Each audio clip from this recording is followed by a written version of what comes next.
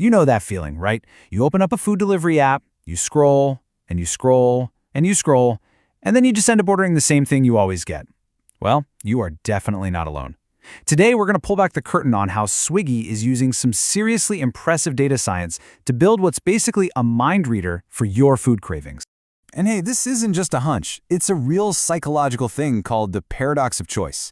The psychologist Barry Schwartz nailed it when he said that having way too many options can actually be paralyzing. It turns out more isn't always better. Sometimes it's just more. Sound familiar? Of course it does. You spend all this time looking at new restaurants, new dishes, and then, boom, you just go back to your comfort zone. Swiggy saw this happening on a massive scale. They noticed tons of users would browse forever and then just close the app without ordering anything at all. So here's our game plan for today. First, we'll dig into that paradox of choice. Then we'll look at the huge mountain of challenges Swiggy had to climb. After that, we'll see exactly how they designed their mind reader. We'll uncover the secret recipe that makes it tick. And finally, we'll check out the results and see what's coming next. Okay, so the problem is pretty clear. All that choice just leads to decision fatigue. And it's really a lose-lose situation. The customer gets annoyed and the platform misses out on an order. And that's the exact problem Swiggy decided they had to solve. Now, Swiggy's big idea here was pretty revolutionary. It wasn't just about suggesting another restaurant. It was a total shift in thinking. What if we could recommend a complete meal? A pre-filled cart with a couple of items you're probably already in the mood for. I mean, if they could pull that off, it would change the whole experience from a chore into something, well, delightful. But, and this is a big but, trying to predict a person's craving is a lot harder than it sounds. Recommending specific items from a menu, that's a whole different ballgame than just recommending a restaurant. Let's get into why this was such a monumental task. So they were staring down these 4 massive hurdles. First, just the sheer scale of it all. We're talking millions upon millions of possible food combinations. Second, item availability. You know how it is, things go out of stock all the time. Third, freshness. The recommendations can't be stale. They have to change every single day. And last, the real Everest of the problem, micro-personalization.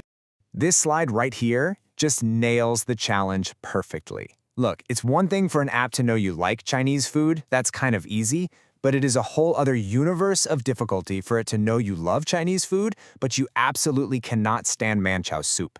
That's the huge leap from just recommending restaurants to recommending individual dishes. So faced with all these massive, almost impossible problems, where do you even start? Well, they started by making some really clever design choices to chop this giant problem down into something they could actually tackle. And here's that blueprint. First, they focused only on 2-item carts because, hey, that's what a lot of people order anyway. Second, and this is so important, they generated these carts from what people were actually ordering, not just random combinations. Then, they built a system to filter out the weird pairings, personalized it based on what you've ordered before, and even created a vegginess score for dietary needs. Smart, right? The secret sauce making all of this possible is a system they build called food intelligence. Now, the best way to think about this is like a DNA profile for every single food item on Swiggy. It breaks down a dish into its core components, its family, its ingredients, everything. This is what lets the algorithm finally understand which foods actually go together. All right, we've seen the plan. Now let's get into the fun part, the secret recipe. We're going into the engine room to see how this whole system actually works day in and day out. And this table is just a brilliant example of one of their biggest challenges, subjectivity. What's a totally normal breakfast in Bangalore, like idli and coffee, is completely different from Mumbai, where people might be craving jalebi and fafda. The system has to learn all these local tastes and adapt. It's a huge puzzle. So how do you teach a computer about good food combinations? Well, step 1 is to create a unique digital fingerprint for every single valid food cart. In data science, they call this an embedding. It's basically like giving each potential meal its own unique barcode based on what's inside. Okay, so once every meal has a unique barcode, you need a way to search through them at lightning speed. And for that, they built something called an Approximate Nearest Neighbor Index, or ANN.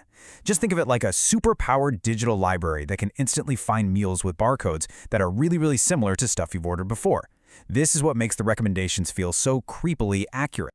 The whole operation is really a 2-part dance. The first part runs every week. This is where they build all the foundational stuff that doesn't change too often, like the food rules, your personal taste profile, and those scores for things like diet and budget.